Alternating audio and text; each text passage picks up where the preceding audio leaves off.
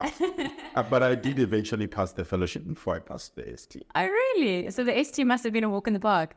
It wasn't. I think that because it was the more sort of generic looking at. I hear you. Yeah, because it's more global, right? And Whereas the fellowship was yeah. more. So I did master that because I was exposed to a lot with Prof. Heather McLeod. Yes. And she was the one lecturing us there. And I mean, I don't want to say I was spoon-fed, but it feels like I really got a lot. And that gave me confidence. Okay. Because confidence is a big thing.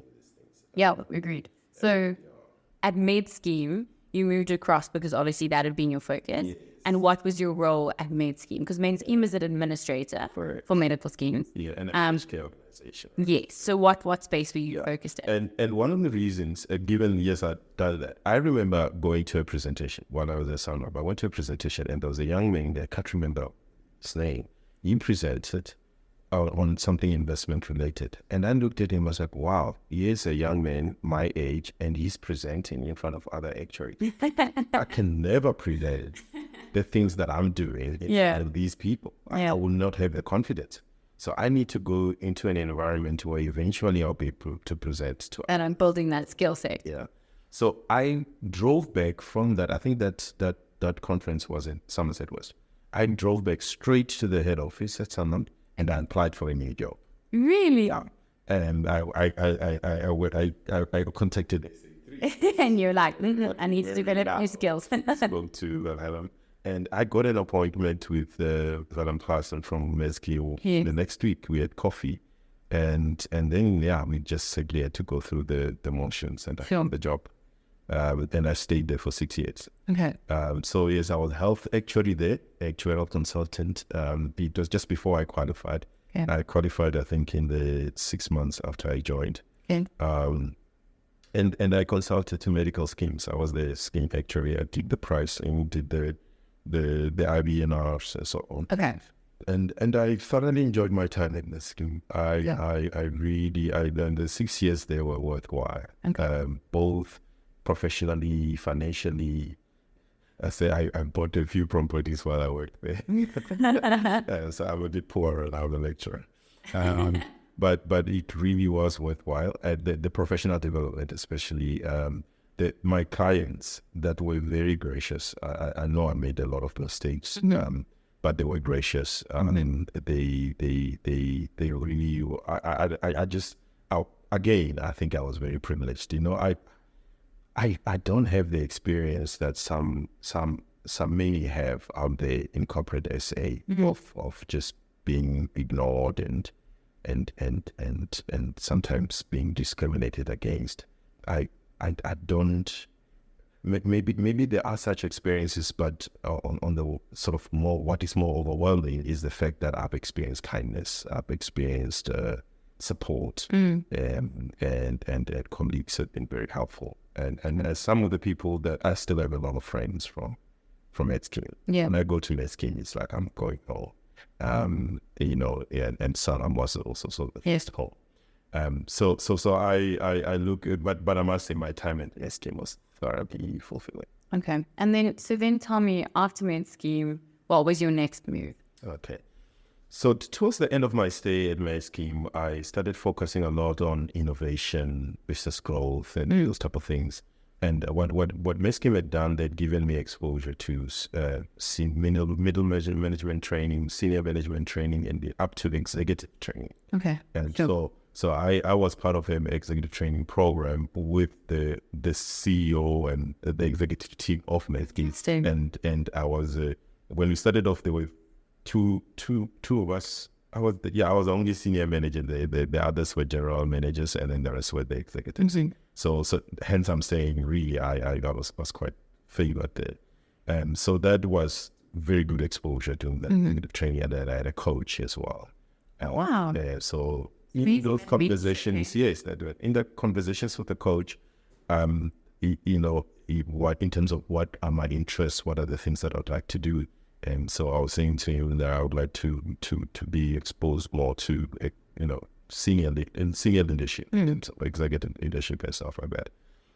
So then when I got an opportunity to do that, I went for it. So there was somebody had presented an offer to go and be a CEO of a small company that was struggling. Mm-hmm.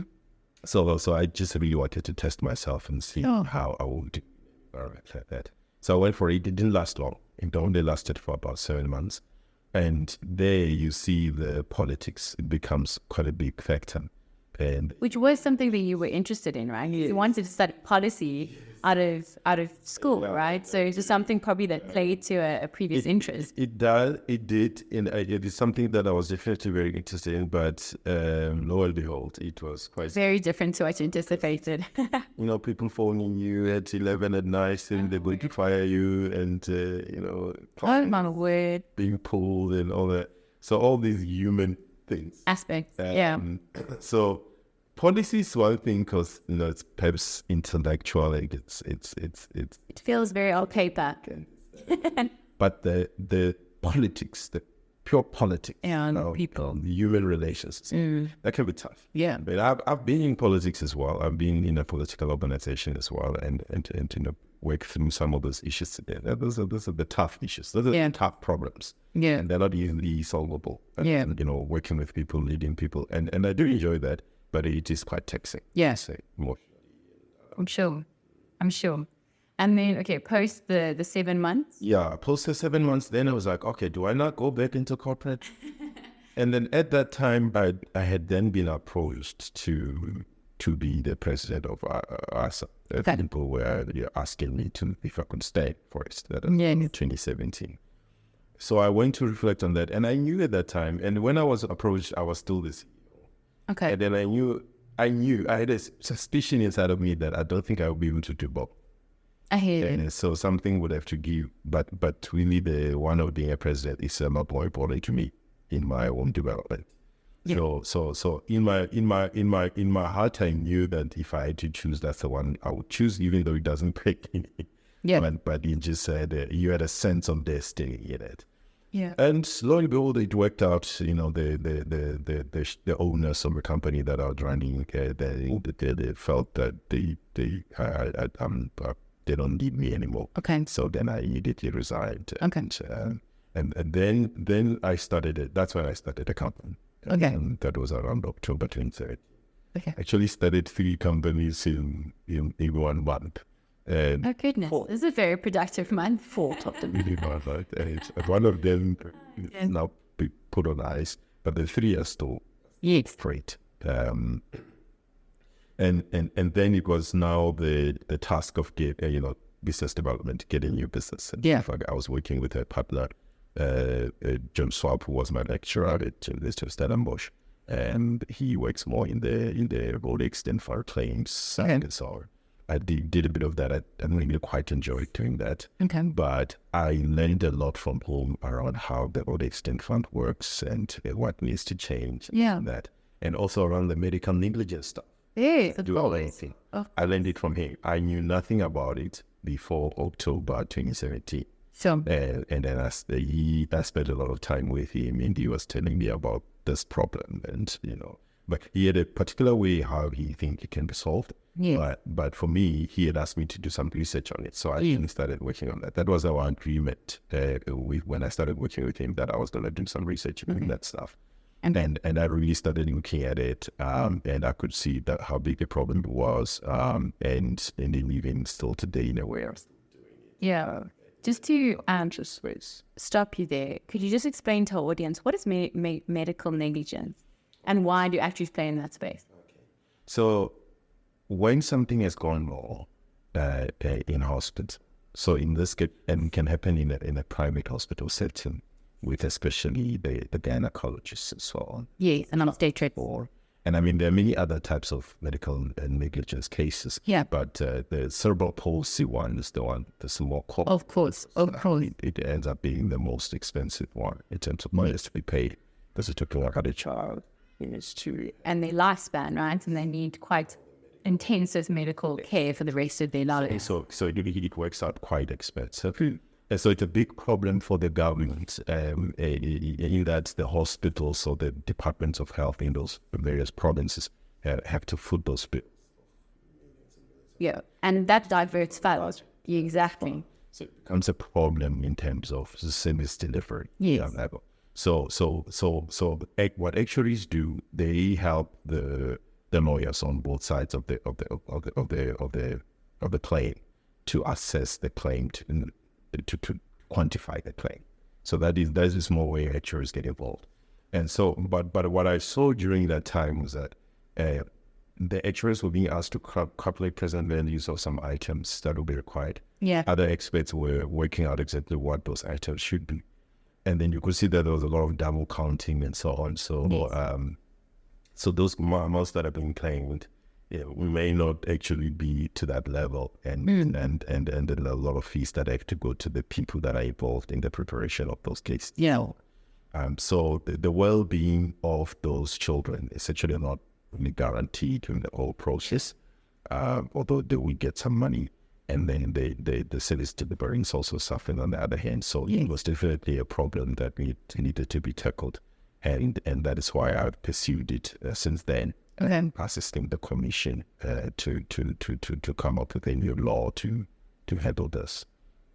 So that is still an ongoing process. Yes. It's going to take years for that to be solved. It's a complex problem. So it's not easy for the state to solve some of these complex problems because it touches on a lot, and you are dealing with people that sometimes know those issues better than you in the state. So it becomes quite a challenge for the state to find a good, optimal solution to the problem. But I think that is where we can assist, and that is where the public interest work becomes quite interesting for me. And speak to, when did you become a public interest actuary, or where did that even come from? Like you said, you're the first one in the world. So like, how did that sort of develop for you? All right. And we wrote all it in that paper that was presented in there. Yes. So what the Actuarial Society of South Africa did, independent of all, they came to the conclusion that they need to focus on public interest, and they need somebody to drive that. And the way they defined it and how they explained it to me is that they need to be involved in policy making processes and so on earlier, not only at the time when they are required to give comments when it's a parliamentary hearing. It was like after the fact. Yeah, they wanna be involved before, so they want a seat at the table, and they want to be able to give comments to input facts and do research and all that, support the work, instead of just giving comments right at the end. So that's what they presented to me.